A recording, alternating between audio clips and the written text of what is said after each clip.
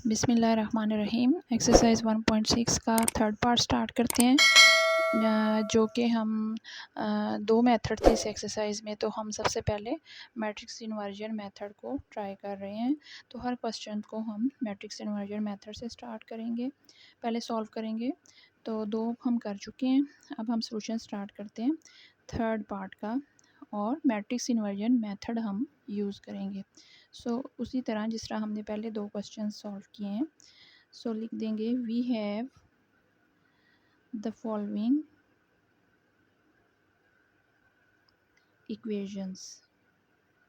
हम अपनी इक्वेशंस लिख लेंगे सॉल्यूशन में। 4x + 2y is equal to 8, 3x - y is equal to -1। ये दो इक्वेशंस हमें गिवन थी। अब हमने इन दोनों की हेल्प से मैट्रिक्स जो है वो कंस्ट्रक्ट करना है। देन इसको हम मैट्रिक्स की फॉर्म में लिख लेंगे। पहले कोएफिशिएंट्स का, x के कोएफिशिएंट्स, फिर y के कोएफिशिएंट्स। यहाँ y के साथ कुछ नहीं है, तो इट मीन्स कि इसका कोएफिशिएंट 1 होगा, ये याद रखना है आपने। फिर हम वेरिएबल्स को लिख लेंगे मैट्रिक्स की शक्ल में, दो ही हैं तो वो कॉलम की शक्ल में आ जाएंगे। 8 - 1 भी हमारा कॉलम की शक्ल में आ जाएगा, ठीक है। दिस इम्प्लाइज ये हमारा a होगा, ये x होगा और ये b, ठीक है। अब हम इसको डिफ़ाइन करके बता देंगे, ठीक है, कि a what is a is the matrix of coefficients 4, 3, 2, -1। What is x is matrix of variables. And what is b is matrix of constant.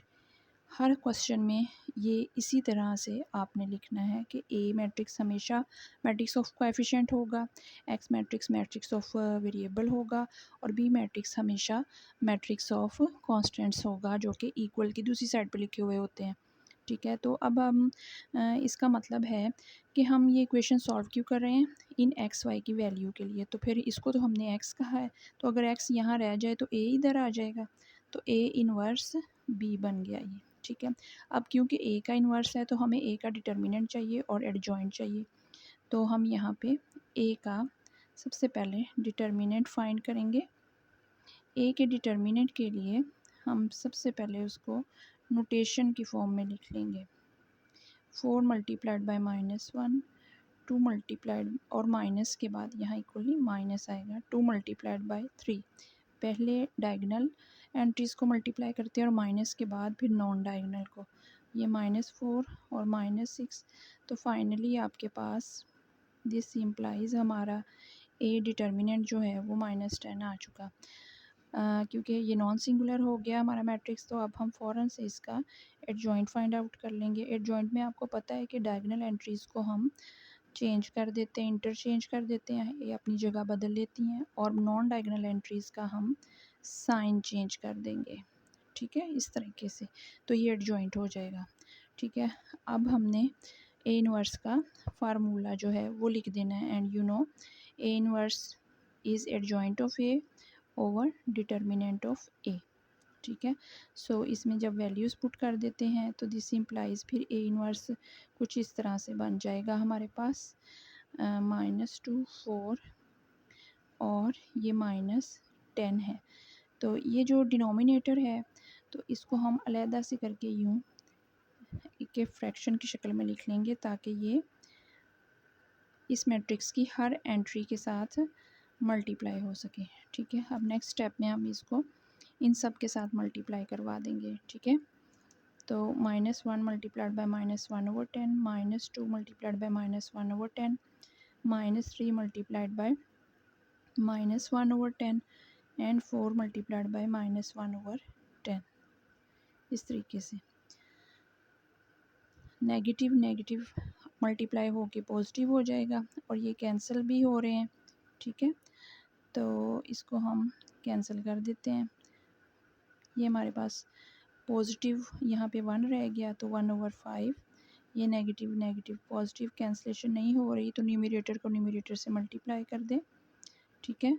और ये पॉजिटिव हो जाएगा, ये भी पॉजिटिव हो जाएगा, और ये भी पॉजिटिव, लेकिन ये नेगेटिव रहेगा, ठीक है। 2 2s are 2 5s are, ठीक है। ये दोनों 2 के टेबल पे कैंसिल हो गए, और ये बन गया हमारे पास -2/5, ओके। नेक्स्ट है अब हम नेक्स्ट है कि हमने ए इनवर्स को बी से मल्टीप्लाई करना है। This implies A inverse B. A inverse था 1/10, 3/10 एंड 1/5 एंड -2/5। और यहाँ पे हम अपना बी मैट्रिक्स लिख लेंगे जो है 8 और -1। ठीक है, अब ये दोनों आपस में मल्टीप्लाई हो जाएंगे। ये स्टूडेंट्स इनको मल्टीप्लाई करते हैं। That is equal to row multiplied by column. So 1/10 multiplied by 8 plus 1/5 multiplied by -1, और ये हो जाएगा 3/10 multiplied by 8 plus -2/5 multiplied by -1। इनकी कैलकुलेशन कर लेते हैं।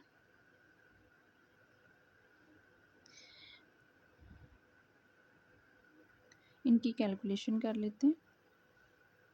ये हो जाएगा 4/5, 2 5 ज़ार 2 4 ज़ार, और प्लस माइनस -1/5, 2 4 ज़ार 2 5 ज़ार, तो 3 4 ज़ार 12/5, और ये minus minus plus plus and plus also plus 2/5।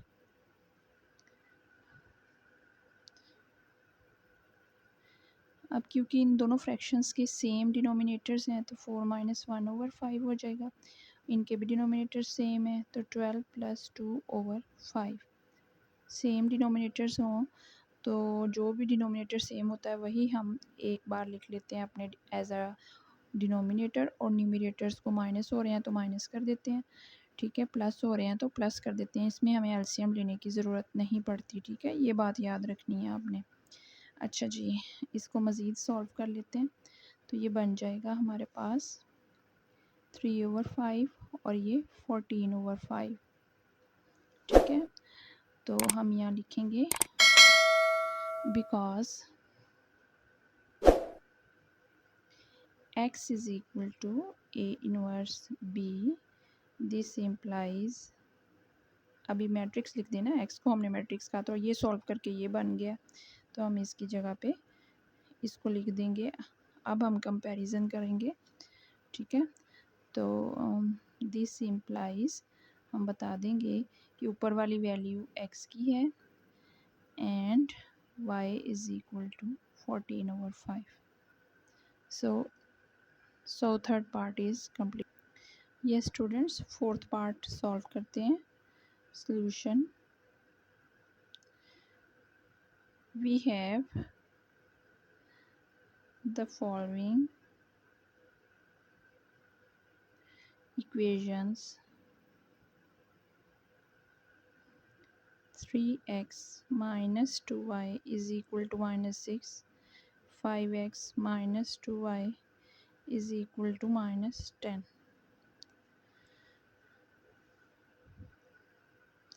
Then इनको मैट्रिक्स में लिख लें। 3 5 -2 -2 x y is equal to -6 -10।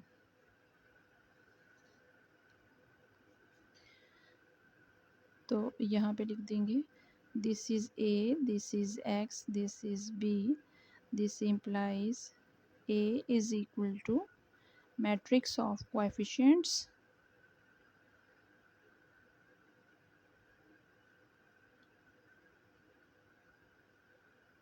x is matrix of variables and b is matrix of constants। तो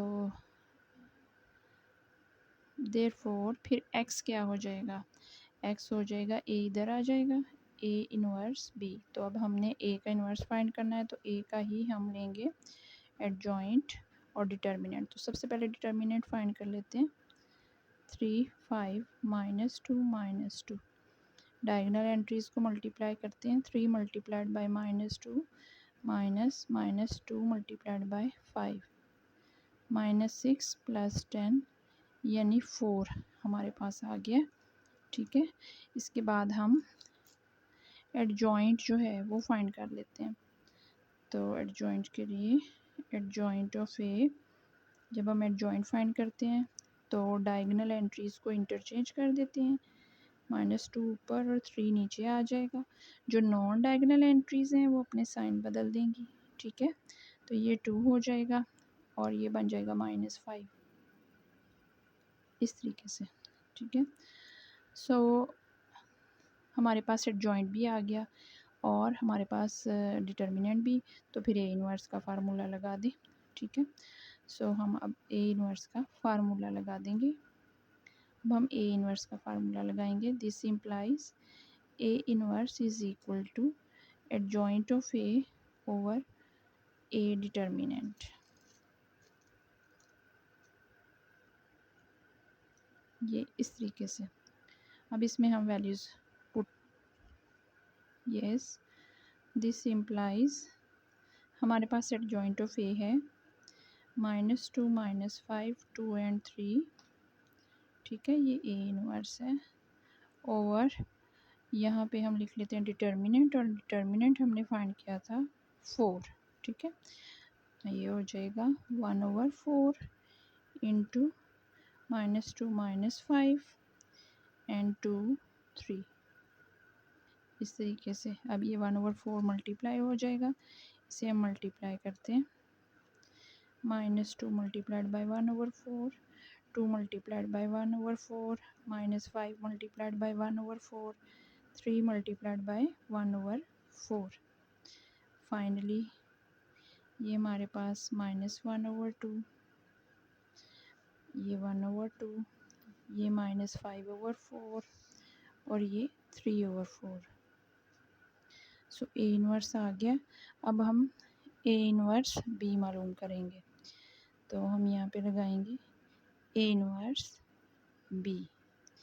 ए इनवर्स लिख लेंगे -1/2 -5/4 1/2 3/4 और बी हम लिख लेंगे -6 and -10।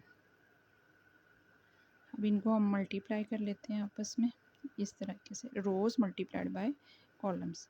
-1/2 multiplied by -6 plus 1/2 multiplied by -10, bracket लगा लिया करें नेगेटिव वैल्यू हो तो, -5/4 मल्टीप्लाइड बाय -6। ब्रैकेट इसलिए लगाते हैं ताकि बच्चों को पता चल जाए कि ये मल्टीप्लाई हो रहे हैं, वरना बच्चे मल्टीप्लाई करने की बजाय इसे प्लस माइनस कर देते हैं। ये कॉमन मिस्टेक देखी है, जब बच्चे ये क्वेश्चन कर रहे होते हैं तो ये मिस्टेक करते हैं। तो इस चीज़ को ज़हन में रखना है आपने। ठीक है, अच्छा जी, इसको फर्दर सॉल्व करते हैं। ये हमारे पास हो जाएगा दैट इज़ इक्वल टू -+6/2, ये प्लस माइनस -10/2, माइनस प्लस, ये हो जाएगा, इसे ज़रा बड़ा कर लेते हैं, 30/4 और ये प्लस माइनस -30/4। फाइनली ये हो जाएगा 6 -10/2, क्योंकि डिनोमिनेटर सेम है। ठीक है, नीचे भी डिनोमिनेटर सेम है, तो फिर ये तो 30 -30/4 -4/2 और ये 0/4। फर्दर ये हो जाएगा हमारे पास -2 और ये 0 और समथिंग इज़ ऑलवेज 0। ठीक है, तो अब हम यहाँ पे लिखेंगे because x is equal to A inverse B. तो फिर लिखते हैं xy, A inverse B solve हो गया। This implies x is equal to -2 and y is equal to 0। ये हमारा फोर्थ पार्ट भी कंप्लीट हो गया अच्छी तरह से।